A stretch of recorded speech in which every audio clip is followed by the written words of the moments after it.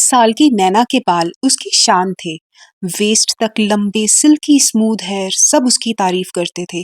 पर एक दिन उसकी स्ट्रिक्ट मॉम ने गुस्से में कहा, आज तेरी जिद भी कटेगी और तेरे बाल भी।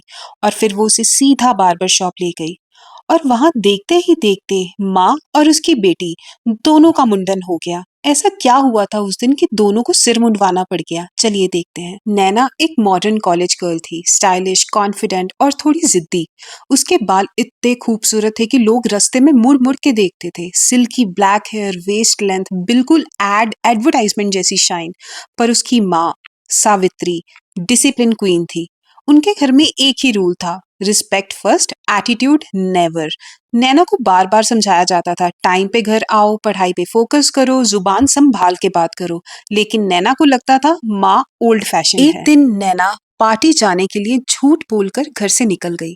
सवित्री जी को लगा वो लाइब्रेरी गई है, पर शाम को किसी नेबर ने उन्हें उनकी वीडियो भेजी। नैना लाउड म्यूजिक पे डांस कर रही थी, शॉर्ट ड्रेस, फ्रेंड्स के साथ मस्ती कर रही थी। सावित्री जी चुप थी। रात 11 बजे नैना घर आई। डोर खुला। लिविंग रूम में अंधेरा था, बस एक लैंप चल रहा था और सोफे पे सावित्री जी बैठी थी। उन्होंने धीरे से पूछा, लाइब्रेरी अच्छी थी नैना? नैना समझ गई कि मैं तो आज पकड़ी गई, पर फिर भी एटीट्यूड में बोली, माँ मेरी लाइफ है, please stay away from my life and do not interfere. ये सुनते ही सावित्री जी खड़ी हो गई। उनकी आवाज ठंडी थी पर डेंजरस थी। शी सेड, कल सुबह 10 बजे रेडी रहना नैना। नेक्स्ट मॉर्निंग नैना ने सोचा, क्या ही हो जाएगा, डांट पड़ेगी, मम्मा फोन ले लेंगी, बस इससे ज्यादा और क्या ही हो जाएगा। बट सावित्री जी ने उसे कार में बिठाया। 10 मिनट बाद कार रुकती है। नैना ने बोर्ड देखा। बोर्ड पे लिखा था royal gents barber shop. Naina was totally shocked. She said, मम्मा ये क्या मजाक है, तुम मुझे कहाँ ले आई हो? सावित्री जी कहती है, सीधा अंदर चलो, कुछ बोलने की जरूरत नहीं है। जैसे ही बार्बर देखता है कि ये दोनों आई हैं, बार्बर खड़ा हो जाता है। और बार्बर शॉप पे उस टाइम पे और भी 3 लोग बैठे होते हैं। सावित्री जी बोली, चेयर रेडी करो। नैना गुस्से में कहती है, मैं अंदर नहीं जाऊंगी मम्मा, प्लीज स्टॉप इट। सावित्री जी ने उसकी आंखों में आंखें डालकर कहा, आज सीखेगी भी तू, और घमंड किस चीज का था, वो तेरा घमंड भी टूटेगा। देन शॉप में और भी 3 लोग बैठे थे, सब सरप्राइज हो चुके थे। सब देख रहे थे कि यहाँ चल क्या रहा है। वेस्ट लेंथ ब्यूटीफुल हेयर वाली लड़की बार्बर चेयर पर बैठी है आज। नैना चेयर पकड़कर खड़ी रही, पर सावित्री जी ने कमांड टोन में कहा, नैना बस चुपचाप बैठ जाओ, कुछ बोलने की जरूरत नहीं है। नैना धीरे से बैठ गई। उसकी हार्ट बीट बहुत फास्ट थी। बार्बर भी नर्वस हो गया कि चल क्या रहा है। ओ, बार्बर बोलता है कि मैडम क्या सिर्फ ट्रिम करना है, आप किस लिए लेके आई हो अपनी बेटी को यहाँ पे? सावित्री जी कहती है, नो ट्रिम नथिंग। उन्होंने नैना के लंबे बाल हाथ में लिए और कहा, ये बाल तुझे शराफत नहीं सिखा सकते। फिर बार्बर को देखा और कहा, कट देम ऑफ। जैसे ही नाई की सीजर्स खुली, नैना चिल्लाई, no mom please stop it, what are you doing, मम्मा प्लीज रोक दो इसको। But chop chop chop, scissor चल चुकी थी। एक ही कट में उसकी लंबी पोनीटेल हाथ में आ गई। Shop was silent. वहां पे साइलेंस छा गई और एक ऑकवर्डनेस सी छा गई। वो देख रहे थे कि माँ बेटी कर क्या रही हैं। नैना के कंधों पर छोटे छोटे अनइवन बाल गिर गए। उसकी आंखों में आंसू आ गए। वो मिरर में खुद को देख रही थी कि ये मेरे साथ हो क्या रहा है। और सावित्री जी बोली नैना को, अभी तो तेरी पनिशमेंट शुरू हुई है, तू आगे आगे देख अभी क्या होगा। एकदम से फिर सावित्री जी बोली बार्बर को कि अब तुम 0 नंबर का मशीन जो क्लिपर है, इसकी टिंड पे लगा दो।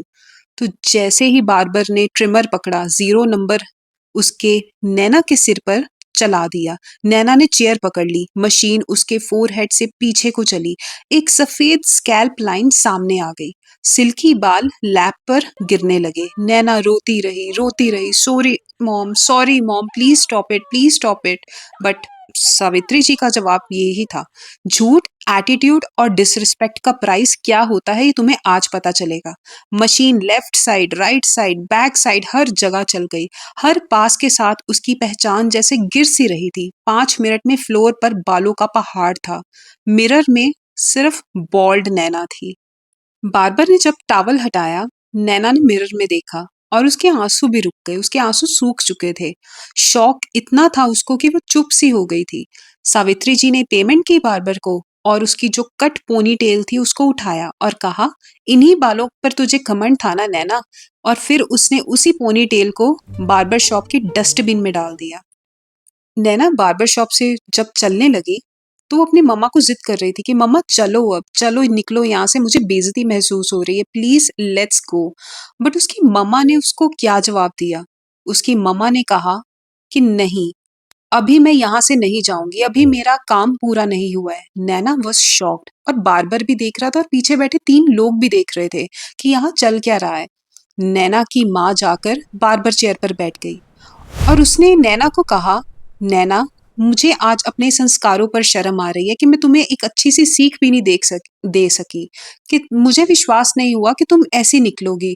तो इसकी सजा अगर तुम्हें मिली है तो यही सजा अब मैं भी लूंगी। सावित्री नैना को कहती है कि जैसा मुंडन आज तेरा हुआ है वैसा ही मुंडन आज मेरा होगा। नैना और रोने लग पड़ती है। वो कहती कि माँ, मुझे मेरी गलती का एहसास हो गया है, प्लीज तुम ऐसा मत करो। पर सावित्री जी बहुत ज़्यादा स्ट्रिक्ट थी और डिसिप्लिन्ड थी। उसने बार्बर को कहा कि ये क्लिपर उठाओ 0 नंबर का और मेरे टिंड पर लगा दो, मेरे सिर पर लगा दो और मुझे भी टकली कर दो आज। तो बार्बर ने उठाया क्लिपर, लगाया 0 नंबर उसकी टिंड पर और देखते ही देखते सावित्री जी के बाल ज़मीन पर गिर गए। नैना का रो रो कर बुरा हाल और सावित्री जी भी थोड़ी इमोशनल हो गई। सावित्री जी ने फिर से बार्बर को कहा कि अच्छे से फोम लगाकर मेरी टकली टिंड को और ज्यादा स्मूथ कर दो, क्योंकि गलती मेरी ज्यादा है। और देखते ही देखते उसकी स्मूथ हेड शेव हो गया सावित्री जी का, और नैना भी रो रही थी और सावित्री जी भी इमोशनल थी। देखते ही देखते दोनों चुपचाप से गाड़ी के लिए निकल गई। दोनों के बाल उस दिन बार्बर शॉप पर रह गए थे। दोनों की पोनीज, भरे हुए लंबे बाल सब बार्बर शॉप के डस्टबिन में पड़े हुए थे। नैना और उसकी माँ कार में बिना बोले बैठ गई। पूरे रास्ते चुप्पी छाई रही। घर पहुंचकर रूम में गई, मिरर के सामने खड़ी हुई।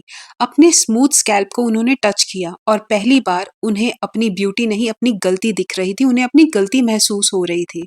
अगली रात नैना किचन में गई। सावित्री जी चाय बना रही थी। नैना धीरे से बोली, मॉम, आपने मुझे एम्बेरस नहीं, इम्प्रूव किया है। सावित्री जी ने उसको बॉल्ड हेड पर हाथ रखा और उसके बॉल्ड हेड को टच किया और कहा, आई एम ऑल्सो सॉरी बेटा, मैं तेरे बाल नहीं तेरा घमंड काटना चाहती थी। और दोनों रो पड़ी। और इसी के साथ ये स्टोरी आज यहीं पर एंड होती है guys.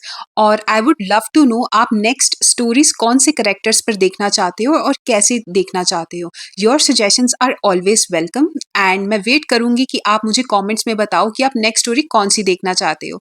Till then, take care, spread good vibes, stay happy, stay positive and stick with my channel. Bye bye.